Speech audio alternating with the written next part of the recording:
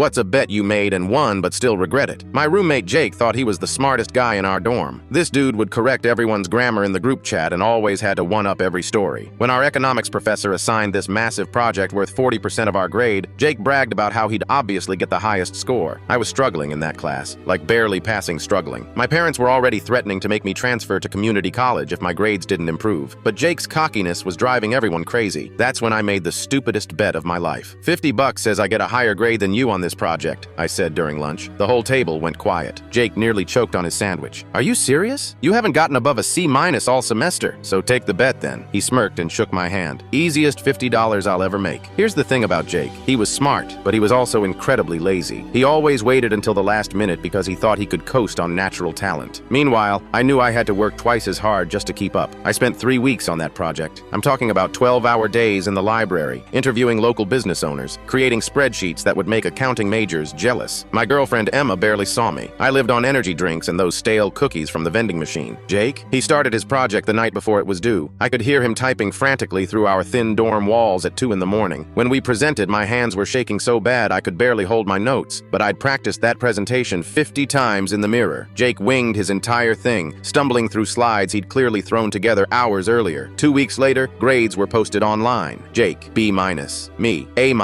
I couldn't believe it. My first A in economics ever. Jake transferred the $50 to my Venmo without saying a word. For exactly 3 minutes, I felt like I'd conquered the world. Then Jake's parents showed up to move him out. Turns out that B- dropped his GPA just enough to lose his academic scholarship. Full ride, gone. His family couldn't afford the tuition without it, so he had to drop out immediately. I watched through my window as they loaded his stuff into their old Honda. His mom was crying. His dad kept patting Jake's shoulder, trying to comfort him. Jake just stood there staring at the ground. The worst part? That A- I was so proud of? It bumped my semester GPA up to exactly what I needed to keep my parents happy. Jake's failure literally saved my college career. Emma found me later that night, just sitting on my bed holding that crumpled $50 bill. You should be celebrating, she said. I ruined his life for $50. Jake ruined his own life by procrastinating, but that didn't make me feel better. I kept thinking about how different things might have been if I'd just kept my mouth shut. Maybe Jake would have worked harder without the pressure of the bet. Maybe he'd still be here.